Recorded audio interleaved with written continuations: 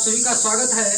मैं आज आप लोगों को समुच्चय यानी सेट्स पढ़ाने वाले हैं। तो सबसे पहले कि सेट्स को आप समझे, इसकी परिभाषा यानी सेट कहते किसको हैं, समुच्चय कहते किसको हैं। छोटे भैया भी समझे, बड़े भी समझे, लिखना बंद कर दें।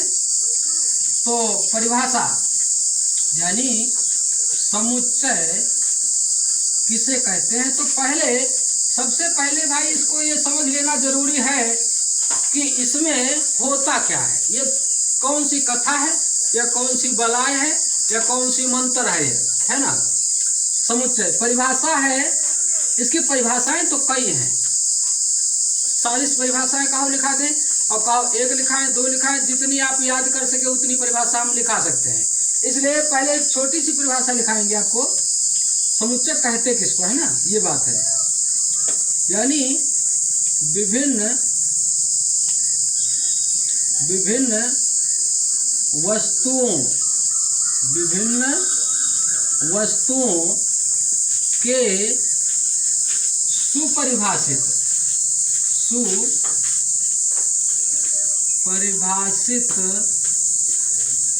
सुपरिभाषित संग्रह को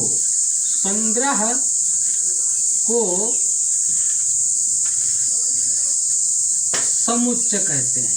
क्या कहते हैं भैया? समुच्चय कहते हैं।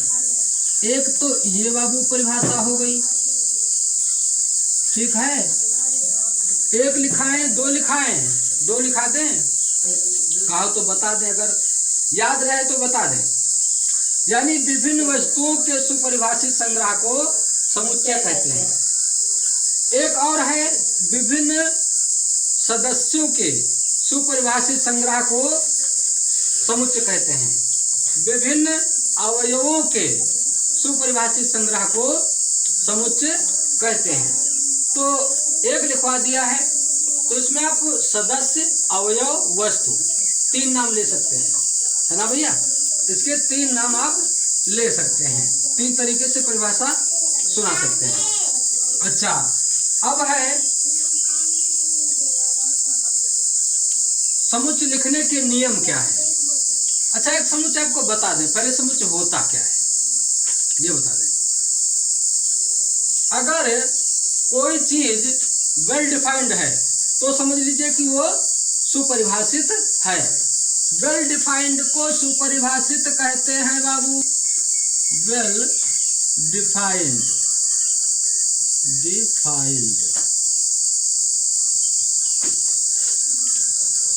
थोड़ा अंग्रेजी से पैदल है भैया, संभाल लेना, है ना। यानी कि वेल डिफाइंड जो है वो सुपरिभाषित होते हैं। अच्छा, अब आप ये नहीं जानते होंगे कि सुपरिभाषित कहते किसको हैं। जैसे जिनके आंसर, जैसे सभी के आंसर अगर एक जैसे हो रहे हैं तो समझ लो वेल डिफाइंड है, यानी सुपरिभाषित है। अगर सभी सदस्यों के एक जैसे आंसर नहीं हो रहे हैं तो सुपरिभाषित नहीं है। जैसे हम कहते हैं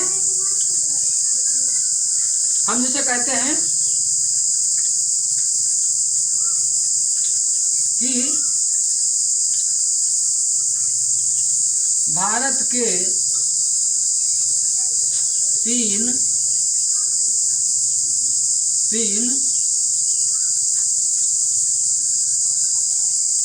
अच्छे जानवरों के नाम,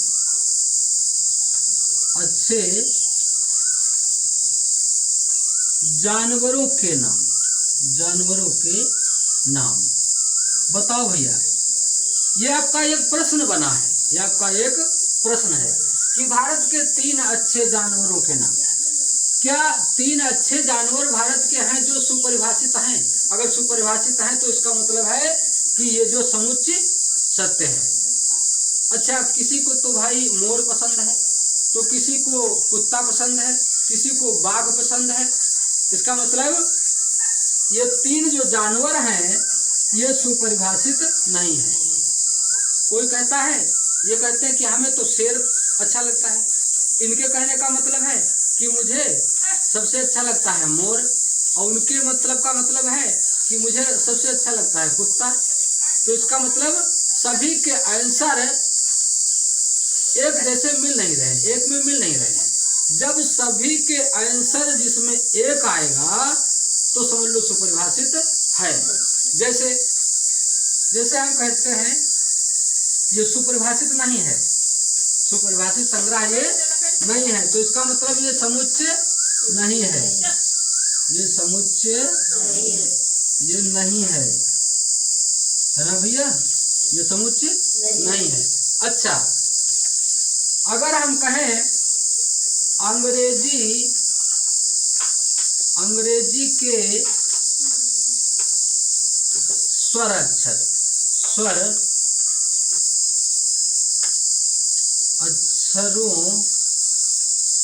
का संग्रह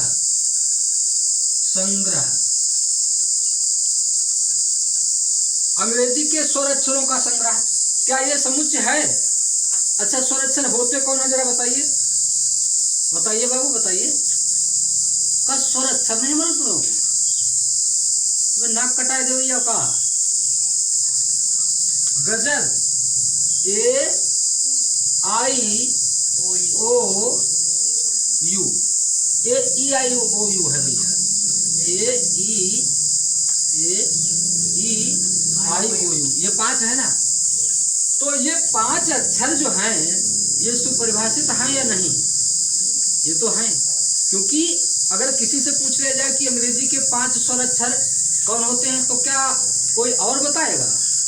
यही, जब यही है 5 तो यही तो बताओगे। तो इसका मतलब इसमें सबका आंसर एक है, सबका आंसर एक जैसा है, इसलिए ये सुपरिभाषित है। तो जब सुपरिभाषित है यानी वेल डिफाइंड जब है तो इसको हम समुच्चय कह सकते हैं, यानी ये समुच्चय है। तो अगर समुच्चय है तो अब इसका नाम क्या देंगे भैया? पहली बात तो नाम ए दे देते हैं, नाम ए दे देते हैं और मझले ब्रैकेट से लिखते हैं। कैसे लिखते हैं भैया? मझला ब्रैकेट लगा के लिखते हैं और कामा लगा के लिखते हैं। कैसे लिखते हैं? अब ये तुम्हारा समुच्चय है, ये तुम्हारा समुच्चय है। अब जो ये कह रहा है कि 3 अच्छे जानवर, तो इसमें भैया सबकी परिभाषा अलग अलग है, इसमें सबकी परिभाषा अलग अलग है, इसलिए समुच्चय ये नहीं है। और ये समुच्चय है, ये समुच्चय है, यानी ये सेट क्या है? ये सेट है, समुच्चय को ही सेट कहते हैं। बात समझ गए हो? यानी जिसमें कलेक्शन एक जैसा हो तो समझ लिए वो समुच्चय है, ये समझ गए। अच्छा, समुच्चय लिखना आपको बता दें कि जो समुच्चय होगा तो आप लिखेंगे कैसे? बहुत लोग तो लिख नहीं पाएंगे, तो लिखना बता दें कि समुच्चय लिखा कैसे जाएगा। इसको मिटा दें। वस्तुओं के सुपरिभाषित संग्रह को समुच्चय कहते हैं, या विभिन्न सदस्यों के सुपरिभाषित संग्रह को समुच्चय कहते हैं, या विभिन्न अवयवों के सुपरिभाषित संग्रह को समुच्चय कहते हैं। अब समझ गए समुच्चय? अच्छा, ये लिखाने के पहले हम थोड़ा पूछ ले, क्या पूछ कहते हैं भैया? जैसे हम कहते हैं भारत की नदियों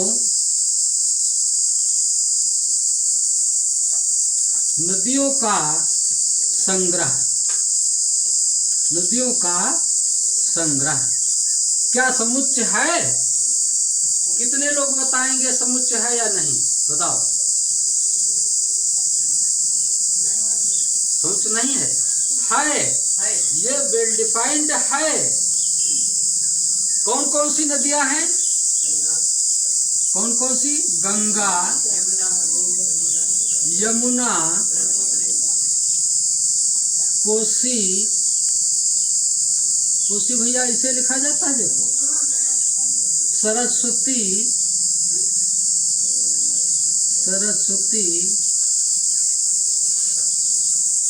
ठीक।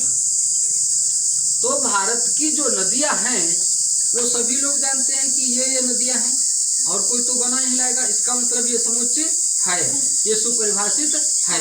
यानी सबके आंसर जब एक जैसे होंगे उसको कहते हैं सुपरिभाषित है, ये सुपरिभाषित है।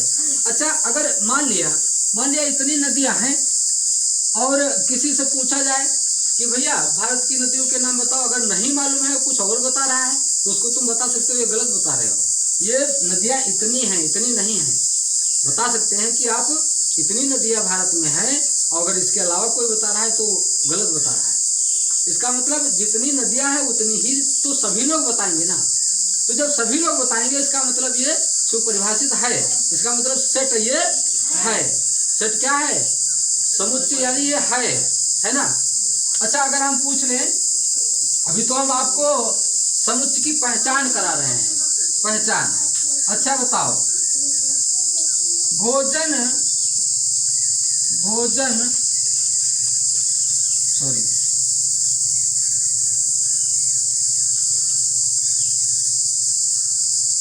भारत के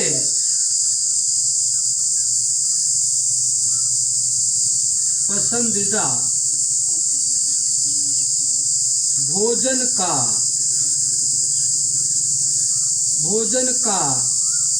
संग्रह, दिमाग लगाओ बेटा, संग्रह, भारत के पसंदीदा भोजन का संग्रह, क्या ये समुच्चय है? आइडिया लगाओ। क्या इसका आंसर सबका एक ही हो सकता है? नहीं होगा। क्यों नहीं होगा? इनको पसंद है भैया क्या? छोला भटूरा, और इनको पसंद है मुर्गा, और कोई पसंद करता है दाल भात, है ना। तो इसका मतलब पसंदीदा भोजन सबके मन का एक जैसा यानी आंसर नहीं हो सकता है, सबको एक जैसा भोजन पसंद नहीं है कि है।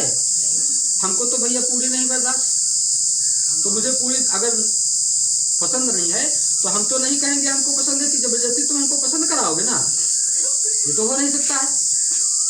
अच्छा, हमने बताया कि जब सभी के आंसर अगर एक जैसे मिल रहे हैं तो समुच्चय है, अन्यथा समुच्चय नहीं है, यानी वेल डिफाइंड ये नहीं है, सुपरिभाषित ये नहीं है। तो इसको हम क्या लिखेंगे? ये समुच्चय नहीं है, यानी कि भैया ये सेट नहीं है। अब समझ गए होंगे आप लोग कि समुच्चय किसको कहते हैं, समझ गए? अच्छा बताओ, अगला हम लिखते हैं, अगर हम लिखते हैं कि 1 से 10 तक के बीच की विषम संख्या, 1 से 10 के बीच की, मान लिया सम संख्या लिख देते हैं, सम संख्याओं का समुच्चय, संग्रह। बताओ क्या ये सेट हो सकता है? क्योंकि इसमें सबके आंसर एक जैसे होंगे ना, एक ही होंगे। 1 से 10 के बीच की सम संख्याएं कौन कौन सी हैं भैया? 2, 4, 6, 8। क्या कोई अपनी तरफ से बना के लाएगा? इसके अलावा क्या अपनी तरफ से सम संख्या कोई इसमें बना सकता है? तो इसका मतलब है कि 1 से 10 के बीच की सम संख्या यही है, सबका आंसर यही है, इसलिए ये सेट है। इसका मतलब ये सेट है। क्या है भैया? ये सेट है, पक्का है कि कच्चा है? ये पक्का सेट है। ठीक, जो सुपरिभाषित होगा वो समुच्चय होगा, और जो सुपरिभाषित नहीं होगा वो समुच्चय नहीं होगा। जो वेल डिफाइंड होगा उसको कहेंगे ये सुपरिभाषित है, इसका मतलब समुच्चय है, और जो सुपरिभाषित नहीं होगा वो समुच्चय नहीं है, यानी वो सेट नहीं है। अच्छा, समुच्चय की परिभाषा तो आप लोग जान गए। अच्छा, इसको लिखने के हम इसके नियम आपको बता दें कि समुच्चय लिखेंगे कैसे। अच्छा, क्या ये समुच्चय है तो, लेकिन समुच्चय ये लिखा है क्या? ये लिखने का तरीका है? नहीं है। ये लिखने का तरीका नहीं है। कैसे लिखा जाता है हम लिखने को बता दें। मझला कोष्ठक न बना पाते हो तो बनाने को सीखिए। मझला कोष्ठक लगा के कामा लगा लगा के लिखा जाता है समुच्चय को। कैसे लिखा जाता है? मझला यानी कि मझले कोष्ठक के अंदर कामा लगा लगा के लिखा जाता है। और इसका नाम क्या दिया जाता है? नाम दिया जाता है ए। नाम क्या दिया जाता है? ए। यानी समुच्चय को अंग्रेजी के बड़े अक्षरों से लिखा जाता है और समुच्चय के अवयवों को अंग्रेजी के छोटे अक्षरों से लिखा जाता है। ये लिखने का तरीका। तो इसके लिखने के नियम हम आपको लिखवा देंगे, उसी नियम से आप लोग लिखेंगे। बात समझ गए? एक बात तो समझ गए होंगे कि इनका नाम ए दिया जाता है, समझ गए? दूसरी बात समझ गए कि समुच्चय को मझला कोष्ठक के अंदर कामा लगा लगा के लिखा जाता है। ये बात समझ गए? अच्छा एक बात बताओ, जैसे हम कहें कि बाबू, जैसे हम कहें कि क्या ये समुच्चय है? नहीं है। क्यों नहीं है? क्योंकि ना तो इसमें मझला कोष्ठक लगा है और ना ही तो इसमें कामा लगा है, इसलिए समुच्चय ये नहीं है। अच्छा बताओ बाबू, बताओ। आयुष आए भैया, आयुष बताएगा क्या ये समुच्चय लिखा गया है? नहीं है। क्यों नहीं है? क्योंकि इसमें कुछ कमी है। क्या कमी है? सचिन बताएगा। मझला कोष्ठक तो लिखा है, बना है, लेकिन कामा लगा लगा के नहीं लिखा गया है। कामा लगा लगा के नहीं लिखा गया। अगर कामा लगा लगा के लिखा गया है और ए के नाम से दिया गया है तो समुच्चय है। अगर ए नाम ही नहीं दिया, समुच्चय का कुछ नाम नहीं है ना। अच्छा एक बात बताओ, तुम लोग की शादी तो हुई नहीं होगी, हो गई सकती, और तुम्हारे लड़के का जब जन्म होगा ना तो कुछ नाम रखोगे कि ऐसे बेनाम का होगा? कुछ तो नाम लिखोगे। और तो जब तक इसका नाम नहीं लिखेंगे तब तक समुच्चय माना नहीं जाएगा। अगर मझला कोष्ठक नहीं लगा है तो समुच्चय माना नहीं जाएगा। अगर कोष्ठक के अंदर कामा नहीं लगे हैं तो समुच्चय माना नहीं जाएगा। ये पक्का है। इसलिए इसके लिखने के तरीका हम आपको बताएंगे। पहले इसकी परिभाषा याद करिए और उसके बाद लिखने को जिस प्रकार से बताया है उस प्रकार से लिखना है। और ये आप समझ लेना कि सेट कहते किसको हैं? जब सभी की परिभाषाएं एक हो, यानी सबके आंसर सेम हो, सबके आंसर सेम जब आते हैं तो सेट होता है। ये पक्का है। रट्टा मारिए इस बात का जरा कि जब सेम आंसर होते हैं, यानी सभी सदस्यों के आंसर सेम हैं तो सेट है, तो सेट है। अगर सभी सदस्यों के एक नहीं है, यानी सेम आंसर नहीं है, तो इसका मतलब वो सेट नहीं है। इतना जान गए? नहीं जान गए? पक्का है। चलिए आगे बात करेंगे इसके लिखाने की, और पहले इतना उतारिए।